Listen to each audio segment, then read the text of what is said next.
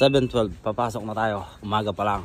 Kung oras lang ang pag-uusapan, pagdating sa trabaho, may ilang mga company talaga rito nagbibigay ng mahabang oras. Kaya pag mahaba yung oras na binigay sa'yo, i-grab mo. Minsan ikaw na lang yung susuko. May mga ilang company rin na nagbibigay ng konting oras. At pag mahaba yung pinasok mong oras, malaki rin yung sasahurin mo. Kahit sino naman, hinangad yung mahabang oras. Kung malaki yung pinasok mo, pero kung hawak ka naman ng agency, talo pa rin. Malaki kasi ang kinakaltas ng agency. Malaki na nga yung kaltas, hindi pa sumusunod sa polish law. Kaya yung iba, dumadaing na dahil sa laki ng kinakaltas ng agency. Kaya ang ibang Pilipino, mas pinipiling umalis na lang dito sa Poland. At sumugal sa ibang part ng Europe. Hindi naman naalis ang mga Pilipino dito sa Poland kung tama ang binibigay ng pasahod ng agency. Dahil din sa mga agency, kaya umaalis ang mga Pilipino dito sa Poland. Pero kung expire ang visa mo at wala ka pang TRC, no choice, kailangan mag-stay ng Poland. Kaya sa mga bago pa lang at may valid visa pa, i-apply nyo na ng TRC. Pa-apply nyo na sa attorney.